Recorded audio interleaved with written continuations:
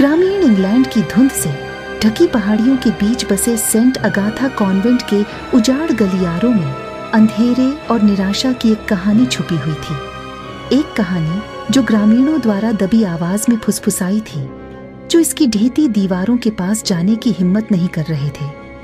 ऐसा कहा जाता था कि कॉन्वेंट के बंद हॉलों के भीतर एक भयावह उपस्थिति रहती थी, एक ऐसी संस्था जो धर्मपरायणता का भेष धारण करती थी, लेकिन जिसका हृदय रसातल के समान काला था। यह कहानी सदियों पहले शुरू हुई थी, जब संत अगाथा की स्थापना पहली बार ननों के एक समर्पित समूह द्वारा की गई थी, जिन्होंने अपना जीवन भगवान की सेवा और जरूरतमंदों की सेवा के लिए समर्पित कर दिया था।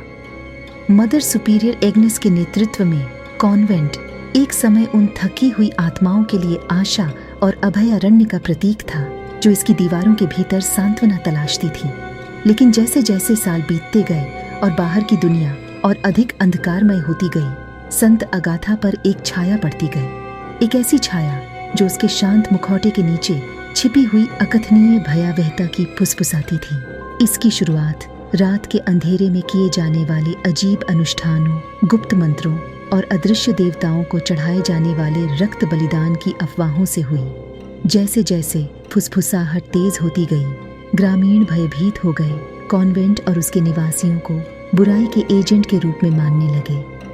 लेकिन ऐसा तब तक नहीं हुआ जब तक कि सिस्टर मैरी, एक युवा नौसिखिया जिसकी आंखें मासूमियत की तरह ही शुद्ध थीं, के आने तक सच्चाई उजागर होनी शुरू नहीं हुई। कर्तव्य और भक्ति की भावना से संत अगाथा की ओर आकर्षित होकर सिस्टर मैरी ने जल्द ही खुद को अंधेरे के जाल में फंसा हुआ पाया, जिससे उसकी आत्मा को खत्म करने का खतरा था।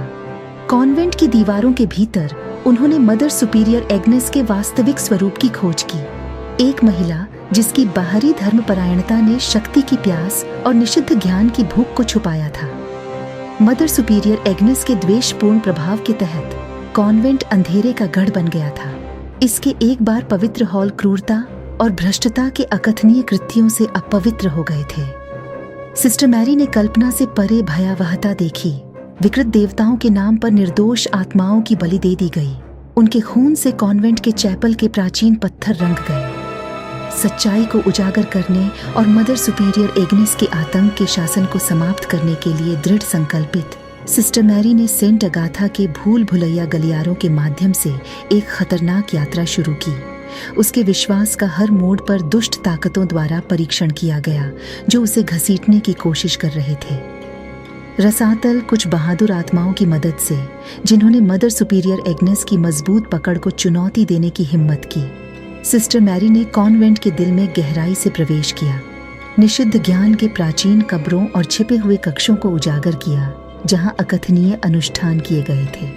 लेकिन जैसे जैसे वह सच्चाई के करीब पहुंची, सिस्टर मैरी ने खुद को मदर सुपीरियर एग्नेस के साथ बिल्ली और चूहे के घातक खेल में फंसा हुआ पाया, जिसकी शक्तियां हर गुजरते दिन के साथ मजबूत होती जा रही थीं।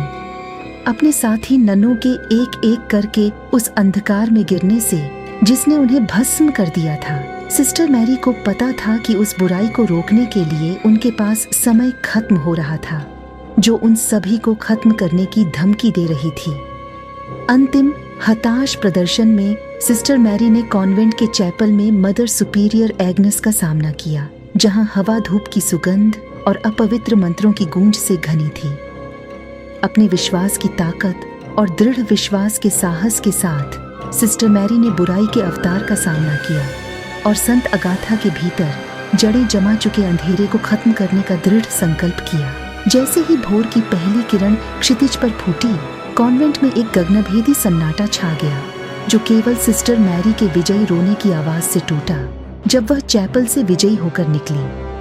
मदर सुपीरियर एग्नेस को नरक की गहराइयों में वापस भेज दिए जाने के बाद, जहां से वह आई थी, संत अगाथा अंततः अंधेरे के चंगुल से मुक्त हो गई। इसके हॉल एक बार फिर दिव्य कृपा की रोशनी में नहा गए, लेकिन इसकी दीवारों के भीतर जड़ें जमा चुकी बुराई की स्मृति आने वाली पीढ़ियों तक बनी रहेगी।